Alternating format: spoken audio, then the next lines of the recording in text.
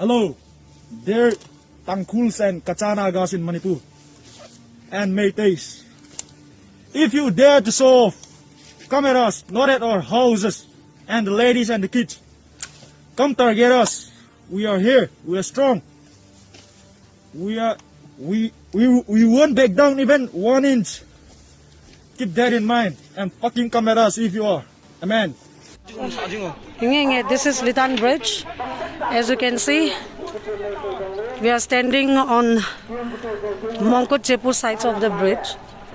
Look at that fresh fire that they have set to houses.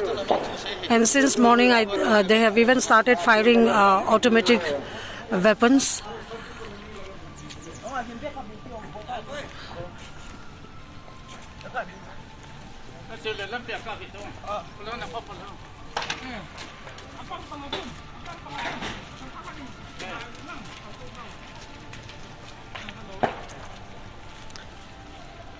Last night, I think around 1:32 a.m., they came all the way from that area. I don't know how the security persons, they let them gather in such a huge number. They marched down from that IB area towards Mongkutchepu, attempting to break into our village.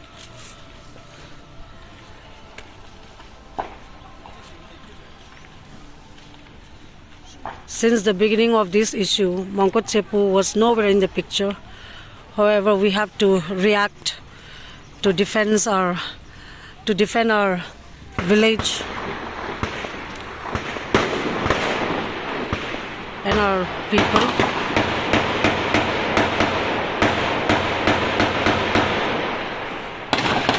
See, look at the firing. You can hear it.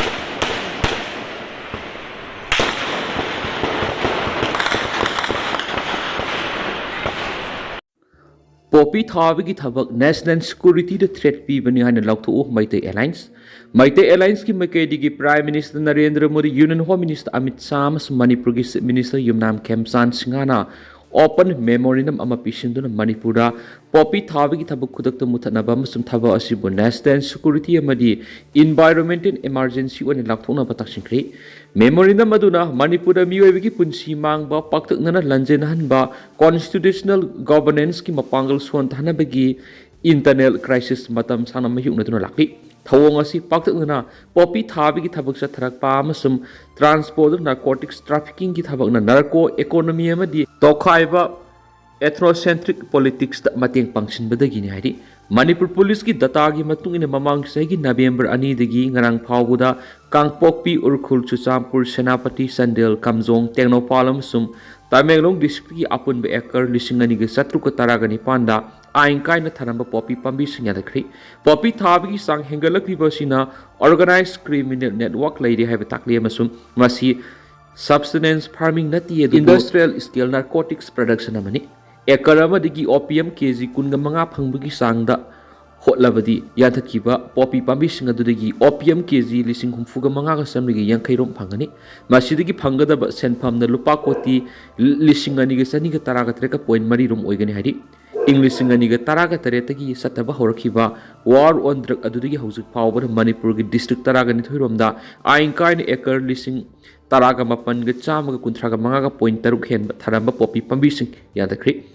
Haini English ngani ga kunga mari ki December ani da puthokiba state government ki report amada pali official labor report singi matung ina poppy thari ba mafam sing amasum narcotics trade financing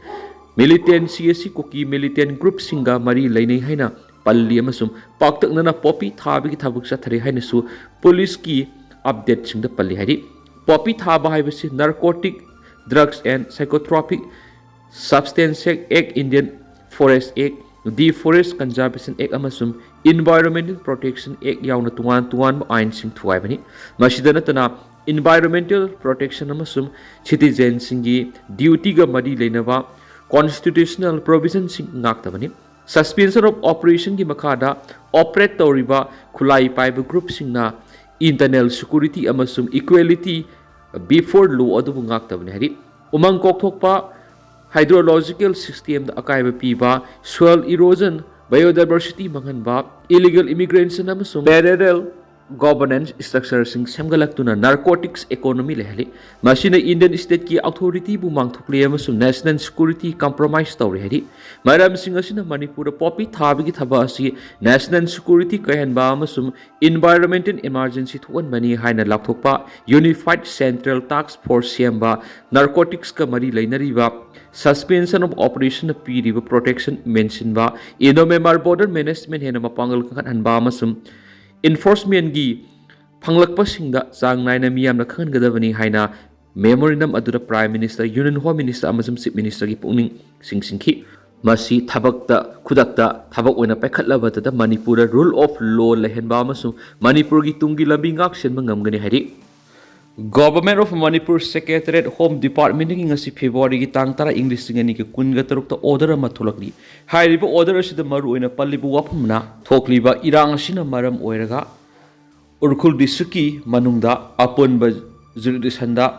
hairiba ngasi ayuki pung 13 makhai habi tang tara thani English ngani ga kunga taruk ki ayuki pung 13 makhai digi hauna Urkhul district pumbada numit mangani gi internet data service broadband yauna athingba thamjile hari Meghalaya coal mine pokhaibada sikhiba migi masing kungani pan yori Meghalaya gi is Jantia Hills district ki manung sanba mafam amada leiba ainia daba coal mine pokhaibada sikhiba migi masing kungani pan yori haina SP Vikas Kumar na phungdokri mine pokhaibada sokpadigi Shillong da leiba Negrims ta layeng duna lakpadu ngarang laikhidre haina SP naiki mine pokhaibagi thawdo du hawkiba sayolda mission gate khungangi remote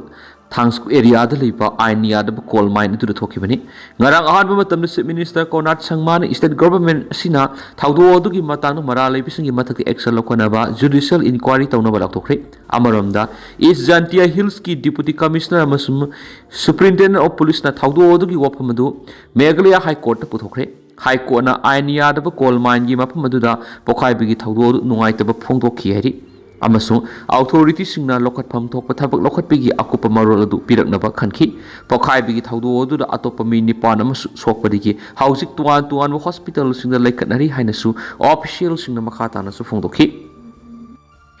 Ke Lunguram village authority ki Meitei digi condemnation letter amangasi February tang tara English ngani ki kunga taruk asida tholakli tentak na miyam na thamjigi